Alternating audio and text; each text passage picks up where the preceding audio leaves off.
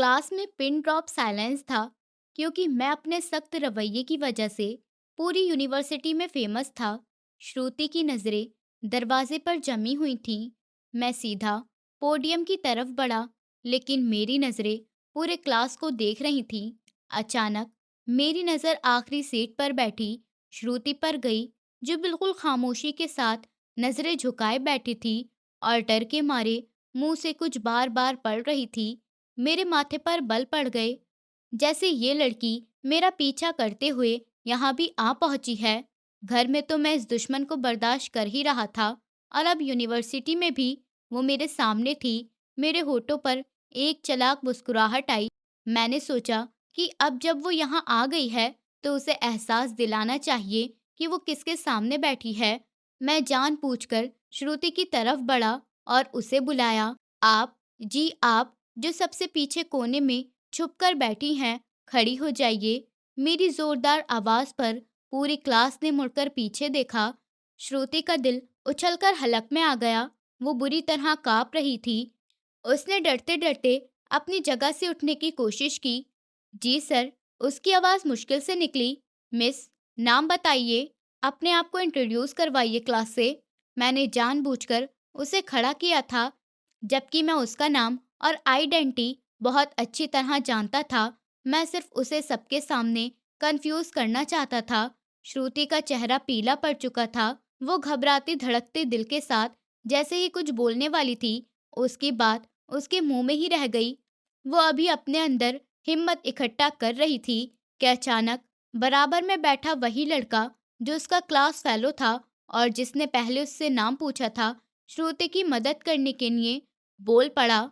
Sir, श्रुति नाम है इसका। लड़के ने बहुत भरोसे से जवाब दिया था, ताकि श्रुति की घबराहट कम हो सके। लेकिन ये बात मेरे लिए जलती पर तेल का काम कर गई। मैं जो उस लड़की से बहुत नफरत करता था और जिसे जबरदस्ती इस रिश्ते में बांधा गया था, आज किसी गैर लड़के के मुंह से अपनी पत्नी का नाम सुनकर अजीब से गुस्से में आ गया था। मुझे खुद भी समझ नहीं आई मुझे इतना गुस्सा क्यों आया, लेकिन अचानक जलन ने मुझे घेर लिया था। मैं गुस्से से उस लड़के को घूरते हुए बोला, क्यों मिस्टर, मैंने आपसे पूछा है क्या? लड़का मेरा गुस्सा देखकर घबरा गया था।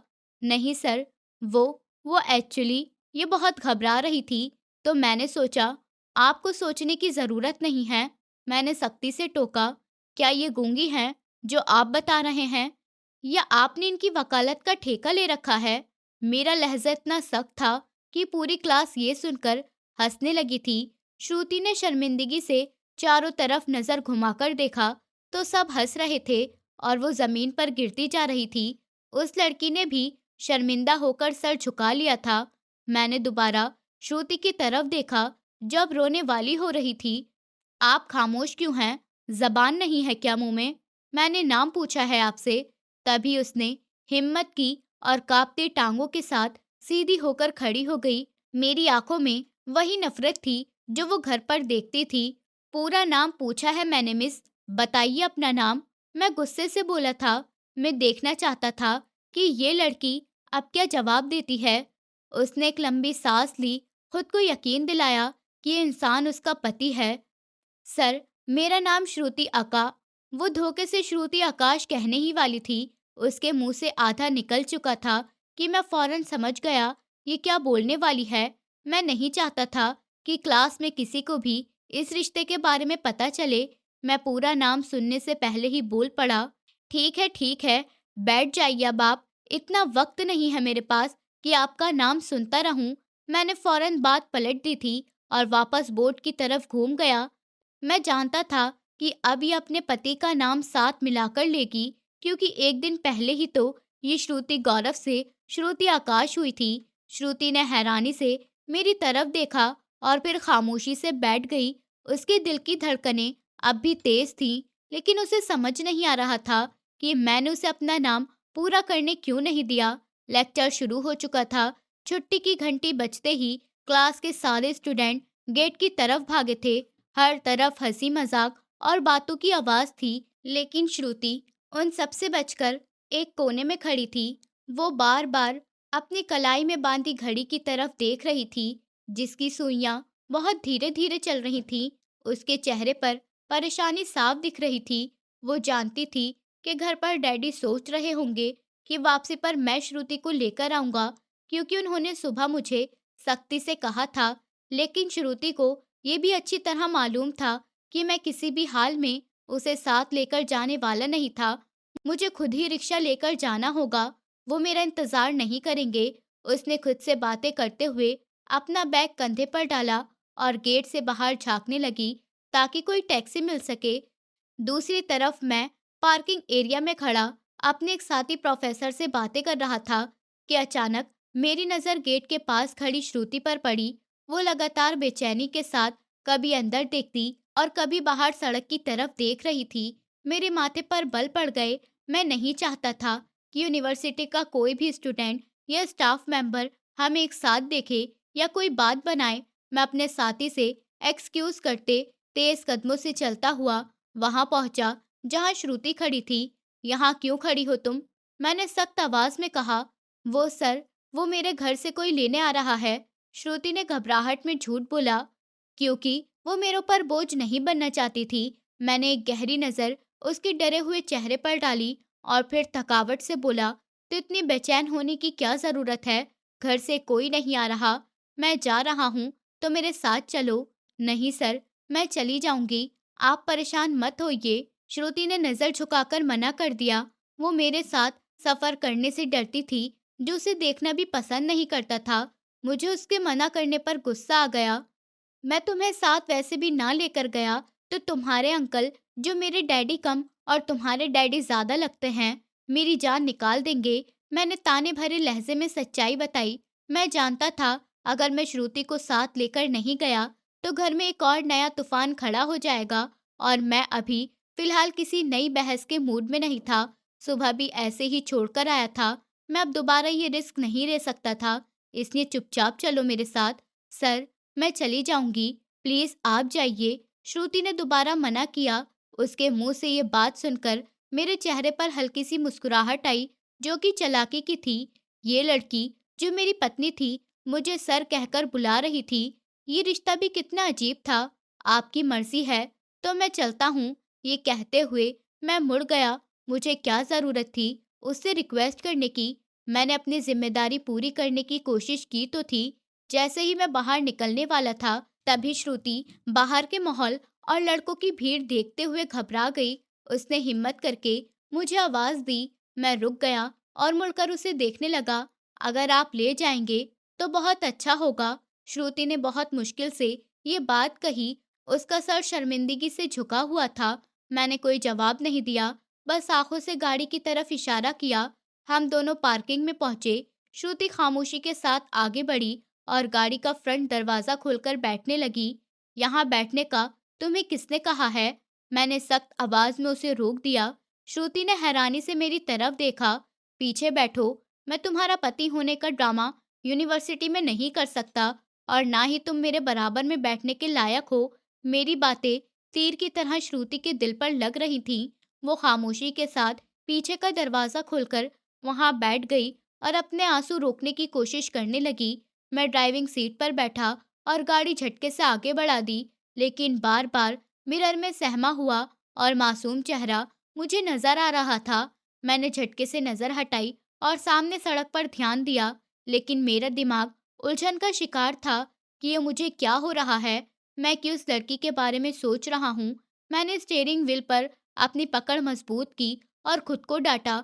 मुझे उससे अट्रैक्ट नहीं होना था, क्योंकि वो मेरी जबरदस्ती की पत्नी थी। मेरी जिंदगी तो सिर्फ और सिर्फ आकांक्षा से शुरू होकर उस पर ही खत्म होती है। मैं किसी और को उसकी जगह कैसे दे सकता हूँ?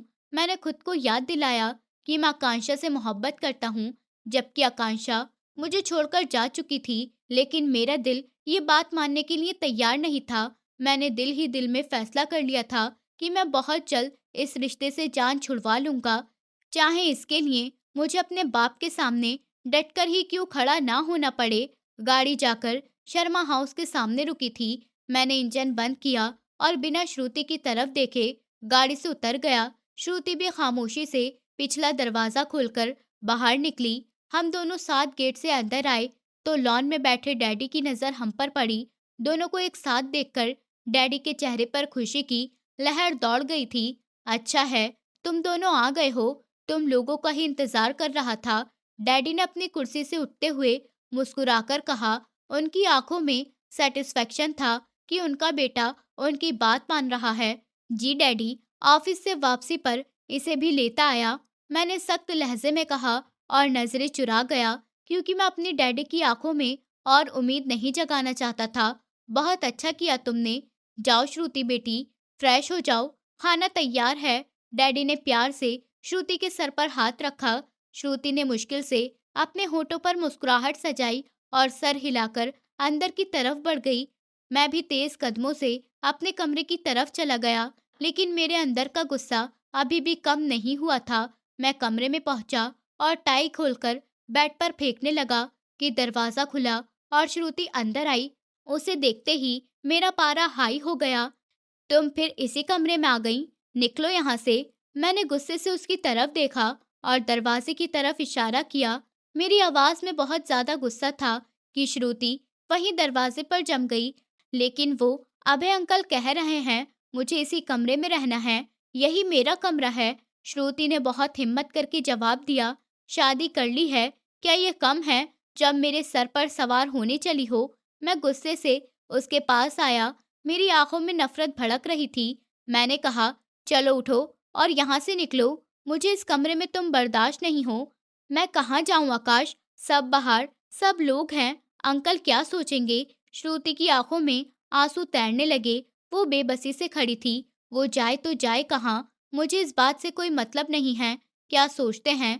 कमरे से बाहर, आज के बाद अगर तुम यहाँ मेरे बेड के आसपास भी मुझे नजर आई तो याद रखना तुम्हारा क्या हाल करूंगा। मैंने उसे बाजू से पकड़कर एक झटका दिया। श्रुति लड़खड़ाकर सोफे के पास जा गिरी।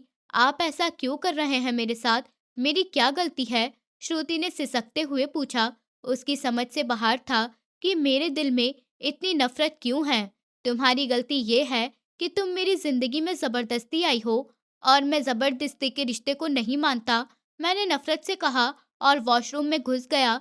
वो वहीं सोफे पर बैठकर रोने लगी। उसे समझ नहीं आया कि इस कमरे में उसकी जगह बेड पर नहीं बल्कि इसी सोफे पर है या फिर जमीन पर। उसने अपने आंसू साफ किए। मैं वॉशरूम में खड़ा शीशे में अपना आप देख रहा था और खुद से सवाल कर रहा था, मैं ऐसा क्यों कर रहा हूँ। वो तो एक मासूम लड़की है, लेकिन मुझे उसका चेहरा देखकर अपना नुकसान क्यों याद आता है। मैं खुद भी अपने आप से लड़ रहा था, लेकिन मेरा गुस्सा फिलहाल बहुत ज्यादा बढ़ गया था। अगली सुबह जब श्रुति की आंख खुली तो कमर में हल्का सा दर्द महसूस हुआ क्योंकि वो सारी रात सोफे पर सुकड़कर सोई थी। मैं बेड पर बेखबर सो रहा था। मेरे चेहरे पर नींद में वो शक्ति नहीं थी जो जागते हुए होती है। श्रुति ने जल्दी से उठकर खुद को ठीक किया और वॉशरूम में घुस गई ताकि मेरे उठने से पहले वो तैयार हो सके। वो यूनिवर्सिटी के लिए तैयार होकर बाहर निकली तो मैं जाग चुका था। श्रुति ने डरते डरते अपने कदम बढ़ाए। श्रुति जानती थी कि आज भी उसे अकेले ही यूनिवर्सिटी जाना पड़ेगा क्योंकि कल मैंने साफ कह दिया था कि मैं उसका ड्राइवर नहीं हूँ। वो नाश्ते के बाद अपना बैग कंधे पर लटकाए खामोशी से मेन गेट की तरफ बढ़ रही थी कि पीछे से गाड़ी के हॉर्न की आवाज आई। श्रुति ने चौंक कर मुड़कर देखा तो मैं गाड़ी निकालकर पोर्च में खड़ा था। श्रुति ने सोचा शायद मैं उसे रास्ते से हटने का कह रहा हूँ, इसलिए वो जल्दी से एक साइड में हो गई। किधर जा रही हो तुम, मैंने शीशा नीचे करते हुए पूछा। मेरे लहजे में वही शक्ति थी, वो यूनिवर्सिटी जा रही थी। सर, श्रुति ने हकलाते हुए जवाब दिया और अपनी नजरें झुका ली। तो क्या पैदल जाने का इरादा है आज, मैंने उसे ताना मारते हुए पूछा। जी, वो मैं रिक्शा ले लूंगी बाहर से, श्रुति ने धीमी आवाज में कहा क्योंकि वो दोबारा कल वाली बेइज्जती नहीं करवाना चाहती थी। अगर रेडी हो गई हो तो चलो गाड़ी में बैठो जाकर, मुझे भी देर हो रही है। श्रुति बहुत हैरान हुई। वो बेयकीनी से मेरी तरफ देखने लगी कि क्या सच में मैं वही इंसान हूँ जिसने कल उसे साथ बिठाने से मना कर दिया था। क्या मेरा मुंह देखती रहोगी या बैठोगी भी, मैंने झुंझलाकर कहा था। मैं नहीं चाहता था कि डैडी या मम्मी बाहर आकर हमें इस हाल में देखें। जी जी बैठ रही हूँ। श्रुति फौरन होश में आई और तेजी से आगे बढ़कर पिछली सीट का दरवाजा खोलकर बैठ गई। उसे यकीन नहीं आ रहा था कि मैंने खुद उसे साथ चलने का कहा था। गाड़ी सड़क पर दौड़ रही थी और श्रुति ने अपनी गोद में रखी किताबों को मजबूती से पकड़ रखा था। वो खामोशी के साथ बैठी थी, लेकिन उसका दिल जोर जोर से धड़क रहा था। किताबें हाथ में पकड़े वो बार बार इस बुक की तरफ देख रही थी जो उसे मैं पढ़ाता था।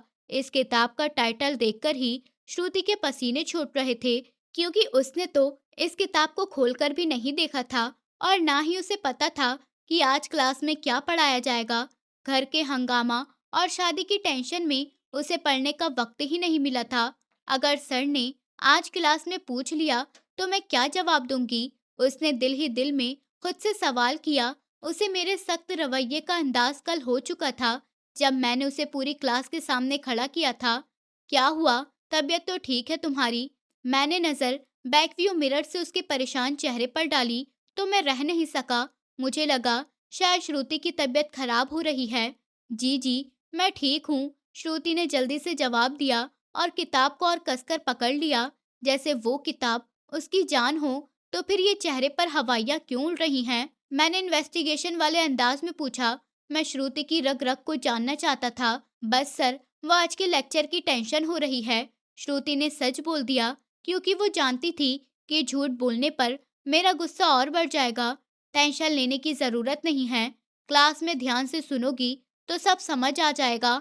मैंने उसे तसल्ली दी थी और फिर खुद ही हैरान हुआ कि मैं उस लड़की से इतने नरम लहजे में क्यों बात कर रहा हूँ।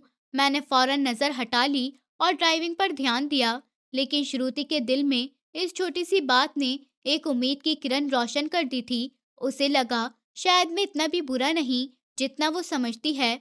वो बार बार इस किताब को देख रही थी और सोच रही थी कि काश वो मेरे अरमानों पर पूरा उतर सके। यूनिवर्सिटी पहुंचते ही मैंने गाड़ी गेट से थोड़े फासले पर रोक दी थी, क्योंकि मैं नहीं चाहता था कि कोई स्टूडेंट हमें साथ गाड़ी से उतरते देखे। मैंने स्टीयरिंग व्हील पर उंगलियां बजाते हुए श्रुति की तरफ देखा, जो अभी तक अपनी किताबों को सीने से लगाए बैठी थी। अब क्या मेरा मुंह देखती रहोगी? उतरो गाड़ी से, मुझे पार्किंग में जाना है, मैंने सख्त लहजे में कहा। तो श्रुति फौरन चौंक कर होश में आई और जल्दी से दरवाजा खोलकर बाहर निकल गई। उसने एक नजर मुड़कर नहीं देखा और तेज कदमों से गेट के अंदर चली गई। मैं उसे जाता हुआ देखता रहा।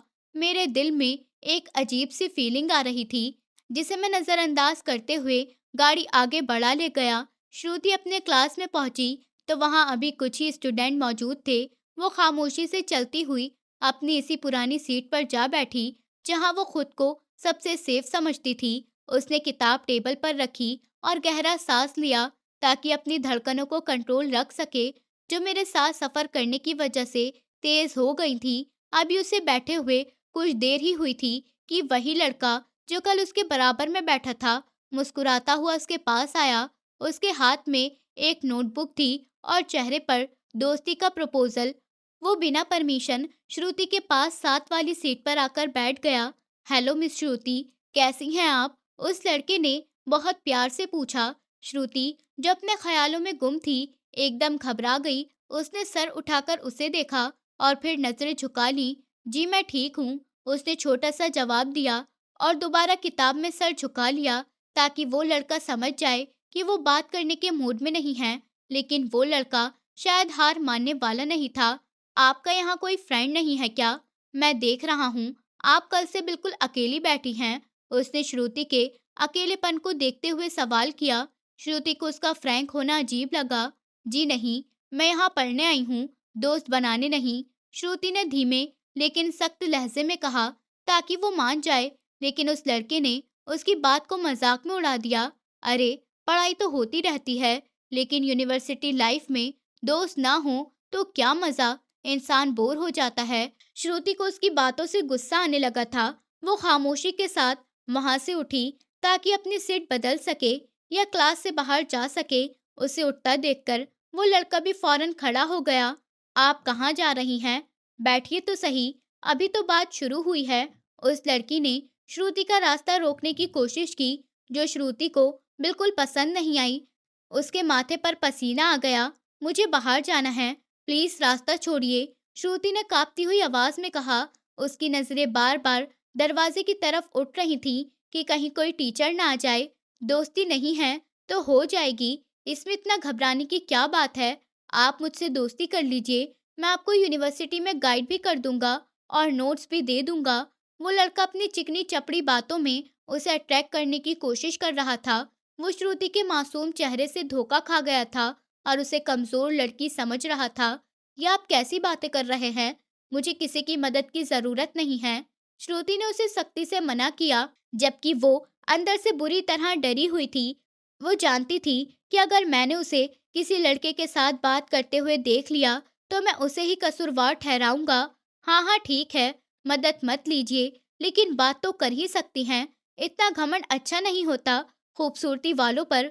उस लड़के ने एक कदम और श्रुति की तरफ बढ़ाया। उसका अंदाज अब कुछ छिचोरा सा हो रहा था। श्रुति डर से 2 कदम पीछे हटी। उसका दिल चाह रहा था कि ज़मीन फटे और वो उसमें घुस जाए। उसे अपनी बेबसी पर रोना आ रहा था कि वो क्यों इतनी कमज़ोर है, जो इस लड़के को डाँट भी नहीं पा रही। उसे इस वक़्त किसी के सहारे की ज़रूरत महसूस हो रही थी। वो सहारा उसके पास ही मौजूद था, लेकिन उसे खबर नहीं थी। इतनी देर में क्लास के दरवाजे पर एक साया आया और ये साया किसी और का नहीं, बल्कि मेरा था। मैं क्लास लेने के लिए अंदर आ ही रहा था कि सामने का नज़ारा देखकर मेरे कदम वहीं जम गए। मैंने देखा कि श्रुति सहमी हुई खड़ी है और वो लड़का उसके बहुत पास होकर उसे बार-बार तंग कर रहा है और श्रुति बेबसी से पीछे हटती जा रही है। मुझे देखकर बहुत गुस्सा आया, मेरा खून खौल उठा था। मेरे ख़्यालों में भी नहीं था कि मेरी मौजूदगी में, मेरी यूनिवर्सिटी में और मेरी अपनी क्लास में कोई मेरी पत्नी के साथ ऐसी हरकत करने की हिम्मत कर सकता है। मैंने अपने हाथ में पकड़ी फाइल टेबल पर पटकी और बिजली की तेज़ी से उन दोनों के सिर पर पहुंच गया। क्या तमाशा लगा रखा है ये? मेरी दहाड़ से पूरी क्लास गूंज उठी और वो लड़का जो श्रुति को बातों में लगाने की कोशिश कर रहा था, बुरी तरह घबराकर मुड़ा। इससे पहले कि वो कोई सफाई देता, मैंने उसका कॉलर पकड़ लिया। सर, वो मैं तो बस लड़के के मुंह से इतना ही निकला था कि मैंने एक जोरदार थप्पड़ उस लड़के के मुंह पर मार दिया। उस थप्पड़ की आवाज़ इतनी तेज थी कि क्लास में मौजूद बाकी स्टूडेंट डर कर रह गए थे और श्रुति ने डर से अपनी आंखें बंद कर ली थी। यहाँ पढ़ने आते हो या लड़कियों को परेशान करने के लिए आते हो? शर्म नहीं आती तुम्हें एक अकेली लड़की को परेशान करते हुए? मैं गुस्से से दहाड़ रहा था। मेरा चेहरा सुर्ख हो चुका था और आंखों में खून उतर आया था। मुझे प्रॉब्लम उसे लड़कियों को तंग करने पर नहीं थी। प्रॉब्लम ये थी कि श्रुति मेरी पत्नी थी और मेरी जिम्मेदारी थी। सर, मेरी बात तो सुनिए, मैं तो सिर्फ दोस्ती की बात कर रहा था। लड़के ने गाल पर हाथ रखते हुए सफाई देने की कोशिश की, लेकिन मैं सुनने के मूड में नहीं था। मैंने दोबारा हाथ उठाया और उस लड़के को लगातार 2-3 थप्पड़ और मार दिए। लड़का लड़खड़ाकर पीछे बेंच पर जा गिरा। क्या कर रहे हैं आप सर? छोड़ दीजिए उसे। मार मार कर जान से मार देंगे क्या? मुझे उस लड़के को पागल की तरह मारते देखकर श्रुति ने हिम्मत से कदम बढ़ाए और मेरा हाथ पकड़ लिया, जो दोबारा हवा में था। मैंने झटके से श्रुति की तरफ देखा, जिसने मेरा बाजू थाम रखा था। श्रुति की आंखों में डर था, लेकिन साथ ही एक रिक्वेस्ट भी थी। मेरा हाथ हवा में ही रह गया और मैंने एक गहरी नज़र श्रुति पर डाली। हाथ छोड़ो मेरा श्रुति, मैंने दांत पीसते हुए कहा, लेकिन श्रुति ने मेरी बात नहीं सुनी और ना ही मेरा हाथ छोड़ा। नहीं छोड़ूंगी, आप इसे जान से मार देंगे। होश में आइए सर, सब देख रहे हैं, श्रुति ने धीमी आवाज में कहा। वो नहीं चाहती थी कि मेरे लिए कोई प्रॉब्लम बने। मैंने नफरत से अपना बाजू झटका और श्रुति को कंधों से पकड़कर अपने सामने किया। तुम इतनी हमदर्दी क्यों कर रही हो इसकी? क्या लगता है ये तुम्हारा, जो तुम मुझे रोक रही हो? मेरे लहजे में शक था। मैं बर्दाश्त नहीं कर पा रहा था कि श्रुति इस लड़के को बचाने के लिए मेरे सामने खड़ी है। मैं इसलिए रोक रही हूँ कि आप उसे बार बार मार रहे हैं। उसने गलती की है, लेकिन आप तो प्रोफेसर हैं, आपको ये सब शोभा नहीं देता। और उसने तुम्हारी तरफ ऐसे देखा और तुमसे बदतमीजी की। ये बात मुझे बर्दाश्त नहीं। मैंने श्रुति को तुम कहकर पुकारा, लेकिन मेरा ध्यान उसकी बातों पर नहीं था। मैं हैरान हुआ कि श्रुति इस लड़के को बचाने के लिए नहीं, बल्कि मेरी पोजीशन और सुकून के लिए परेशान थी। तुम्हें कब से मेरी इतनी फिक्र होने लगी? मैंने उसकी आंखों में झांकते हुए सवाल किया। इस लम्हे मेरा गुस्सा ठंडा हुआ था। पहली बार उसे मेरी आंखों में अपने लिए एहसास नजर आया था। हाँ, ये एक रिश्ते का एहसास था, पति पत्नी के रिश्ते का एहसास। मैं अभी उससे मोहब्बत नहीं करता था, लेकिन श्रुति को मेरी आंखों में ऐसी चमक दिखाई दी जिसकी उसे हमेशा से उम्मीद थी। मुझे हमेशा से फिक्र है, बस आपको कभी नजर नहीं आया। श्रुति ने नजरें झुकाते हुए धीमी आवाज में जवाब दिया। मैं कुछ देर के लिए उसे खामोशी से देखता रहा। मेरे दिल में एक अजीब सी हलचल हुई थी जिसे मैं समझ नहीं पा रहा था। मैंने गहरा सांस लिया और मुड़कर उस लड़के की तरफ देखा जो अब सहमा हुआ खड़ा था। गेट आउट, निकल जाओ मेरी क्लास से, और आगे से अगर तुम श्रुति के आसपास भी नजर आए तो मुझसे बुरा कोई नहीं होगा, मैंने फैसला सुनाते हुए ऑर्डर दिया। वो लड़का अपना बैग उठाकर तेजी से क्लास से भाग गया। पूरी क्लास अभी तक हैरानी में थी। मैंने अपनी टाई की नोट ठीक की और श्रुति की तरफ देखा। और तुम जाओ अपनी सीट पर बैठो, और आगे से अगर किसी ने तुम्हें परेशान किया तो मुझे बताना। खुद हीरोइन बनने की जरूरत नहीं है, मैंने सख्त लहजे में कहा, लेकिन मेरी आवाज में वो पहली वाली नफरत नहीं थी। श्रुति के होठों पर एक मुस्कुराहट आई। वो जान गई थी कि मेरा दिल पत्थर का नहीं है, बस इस पर बर्फ जम गई है जो शायद आज पिघलना शुरू हो गई थी। वो खामोशी से जाकर अपनी सीट पर बैठ गई, लेकिन आज उसका दिल डरा हुआ नहीं था, बल्कि सुकून में था। उसे उम्मीद की एक किरण नजर आई थी कि शायद एक दिन ये जबरदस्ती का रिश्ता मोहब्बत में बदल ही जाएगा। यूनिवर्सिटी वाले हादसे के बाद मेरे रवैये में थोड़ी सी नरमी आई थी, लेकिन मेरा गुस्सा अभी भी पूरी तरह ठंडा नहीं हुआ था। श्रुति के साथ अभी भी मेरा रिश्ता ठीक नहीं हुआ था। मैं घर में और यूनिवर्सिटी में उससे दूर रहता था, और श्रुति भी इस बात का ख्याल रखती थी। लेकिन मैं सच में श्रुति के दिल में एक उम्मीद की किरण रोशन कर गया था कि मेरे सीने में भी दिल धड़कता है। एक शाम मैं अपने कमरे में बैठा लैपटॉप पर कुछ काम कर रहा था कि श्रुति हाथों में फाइल और किताबें लिए डरते डरते मेरे पास आई। आपसे एक बात करनी थी, श्रुति की आवाज सुनकर मैंने लैपटॉप से नजर हटाई और सख्त लहजे में पूछा, क्या बात करनी है? जल्दी बोलो, मैं बिजी हूँ। मेरा लहजा रूखा था, लेकिन मैंने श्रुति को डांटा नहीं था। श्रुति ने हिम्मत की और थोड़ा पास होकर बोली, वो मुझे इस असाइनमेंट में थोड़ी सी हेल्प चाहिए आपकी। क्लास में मुझे ये टॉपिक ठीक से समझ नहीं आया था और कल सबमिट करवानी है। उसने उम्मीद भरी नजरों से मुझे देखा। मैंने एक नजर फाइल पर डाली और फिर श्रुति के मासूम चेहरे पर। मेरा दिल चाहा कि मना कर दूं, लेकिन टीचर होने की हैसियत से मैं मना नहीं कर सका, और वैसे भी डैडी ने मुझे श्रुति की पढ़ाई की जिम्मेदारी सौंपी थी। लाइए दिखाइए, क्या मुसीबत है? मैंने गुस्सा करते हुए फाइल उसके हाथ से ली और उसे बेड के किनारे पर बैठने का इशारा किया। श्रुति खुशी खुशी मेरे पास बैठ गई, लेकिन इस बात का ख्याल रखा कि थोड़ा दूर रहे। मैं उसे असाइनमेंट के बारे में समझा रहा था और श्रुति पूरे ध्यान से मेरी बात सुन रही थी। मेरा ध्यान किताब पर था, लेकिन श्रुति का ध्यान बार बार मेरे चेहरे पर जा रहा था, जो इस वक्त बहुत सीरियस होकर उसे पढ़ा रहा था। समझ आ रहा है या दीवारों से बातें कर रहा हूँ मैंने अचानक सर उठाकर पूछा, तो श्रुति जो मुझे देख रही थी एकदम घबरा गई। जी जी, समझ आ रहा है। अचानक मेरी नजरें श्रुति की नजरों से जा मिली। दोनों के बीच खामोशी छा गई। मैं चाहकर भी उसे अपनी नजर नहीं हटा पा रहा था। श्रुति के चेहरे पर शर्म से सुर्खी दौड़ गई थी। कुछ लम्हों के बाद मैं सब कुछ भूल गया। मुझे अपना घमंड, अपना गुस्सा और पास की मोहब्बत सब धुंधला सा लगने लगा। मेरे हाथ अचानक श्रुति के हाथ की तरफ बढ़ा ही था कि अचानक मुझे होश आया। मैं बुरी तरह घबरा गया। मैं खुद पर कंट्रोल नहीं रख सका और अपनी नजरें चुरा गया। चलो जाओ यहाँ से, तुम्हारी सीट वो सोफे पर है। मेरा लहजा एकदम सख्त हो गया। मैं अपनी फीलिंग से डर गया था, इसलिए फौरन उसे खुद से दूर करना चाहता था। हो गई असाइनमेंट पूरी, जाओ अब, मैंने फाइल बंद करके उसकी तरफ बढ़ाई। श्रुति जो मेरे इस अचानक चेंज होने पर हैरान थी, खामोशी के साथ उठी और अपनी फाइल लेकर सोफे पर चली गई, जहां वो पिछले 1.5 महीने से सो रही थी। अब तो उसे इस सख्त सोफे की आदत हो चुकी थी, लेकिन आज मेरी आंखों में जो उसने देखा था वो उसे सोने नहीं दे रहा था। रात काफी बीत चुकी थी और मैं करवटें बदल रहा था। मुझे भी नींद नहीं आ रही थी। मेरी नजर बार बार सोफे की तरफ जा रही थी जहां श्रुति सो रही थी। मैं उसके साथ इतना बुरा सलूक क्यों करता हूँ? मैंने खुद से सवाल किया और बेड से उठ खड़ा हुआ। मैं दबे पांव चलता हुआ सोफे के पास आया। श्रुति किताब पढ़ते पढ़ते न जाने कब सो गई थी। वो किताब अभी भी उसके सीने पर खुली पड़ी थी। सर्दी बढ़ रही थी और उसके ऊपर ब्लैंकेट भी नहीं था। मेरा दिल पिघल गया। मैंने अलमारी से एक गरम शॉल निकाली और बहुत ध्यान से श्रुति के ऊपर डाल दी। श्रुति नींद में हल्की सी हिली, लेकिन जागी नहीं। मैं वहीं उसके पास जमीन पर घुटनों के बल बैठ गया और मुस्कुराते हुए उसकी तरफ देखने लगा, जो बहुत खूबसूरत और मासूम लग रही थी। नींद में वो किसी छोटी बच्ची की तरह लग रही थी, जिसे दुनिया की कोई खबर नहीं हो।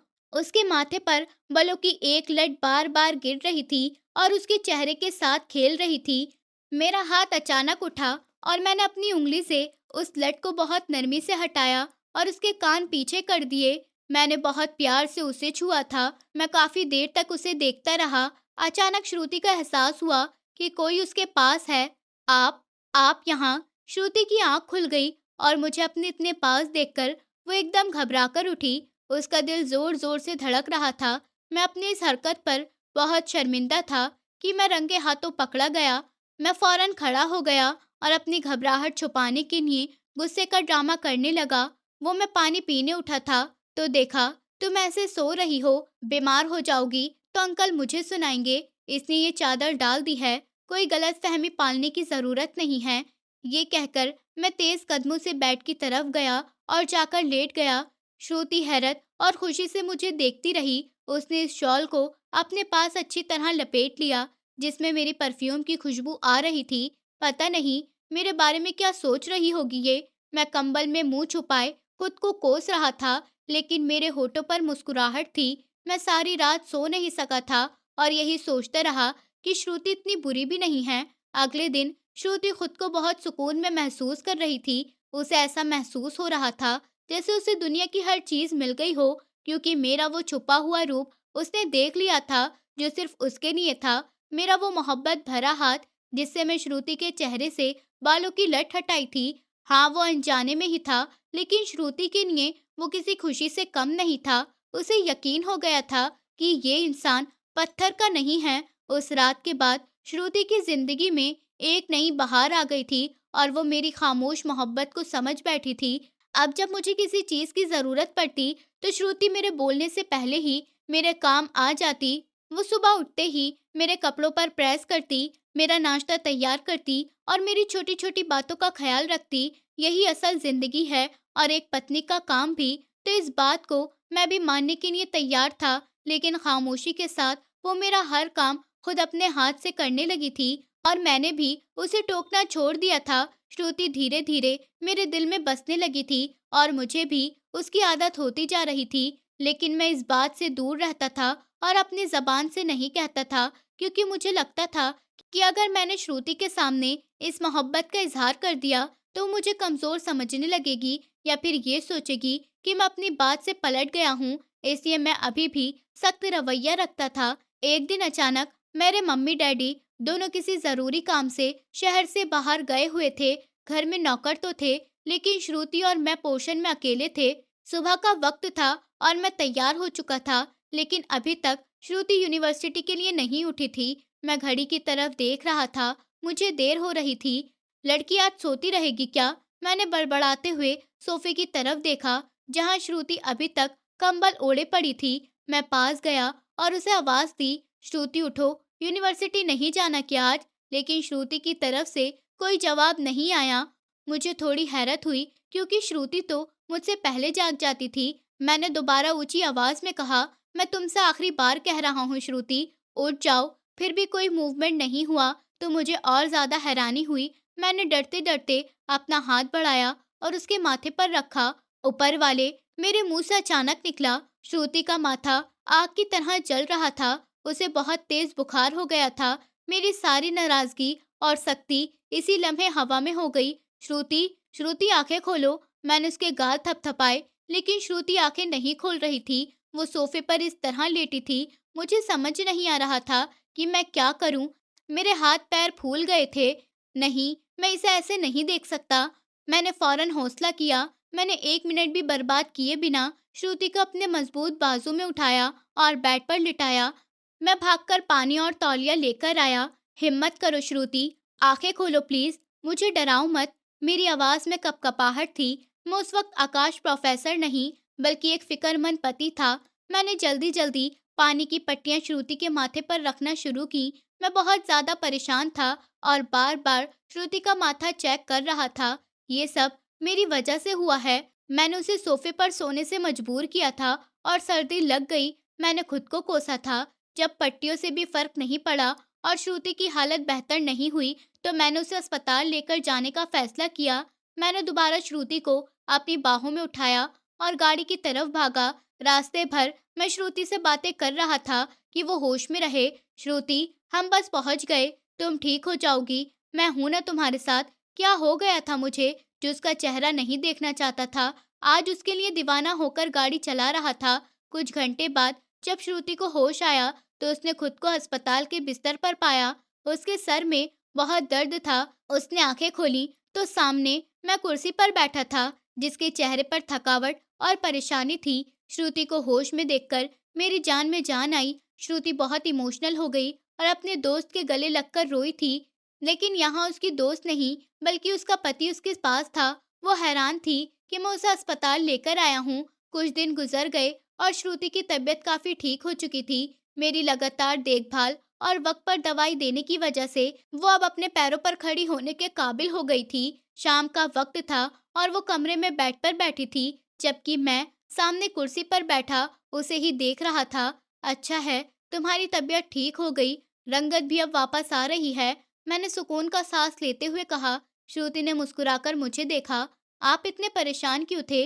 मैं ठीक हो ही जाती। श्रुति ने धीमी आवाज में पूछा। मैंने शरारत से कहा, इसलिए था कि अगर तुम ठीक ना होती, तो डैडी तो आते ही एक लंबा लेक्चर दे देते कि तुमने एक जिम्मेदारी नहीं निभाई। मैंने मुस्कुराते हुए कहा, जबकि मेरी आंखों में छुपी फिक्र कुछ और ही कहानी सुना रही थी। श्रुति ने मुंह बनाते हुए मुझे देखा। अच्छा, तो सिर्फ आप अंकल से डरकर मुझे हॉस्पिटल लेकर गए थे? मतलब आपको मेरी कोई परवाह नहीं थी? श्रुति के लहजे में शिकायत थी। उसे लगा शायद मेरे दिल में उसके लिए जगह बन गई है। लेकिन मेरा जवाब सुनकर वो थोड़ा मायूस हुई थी।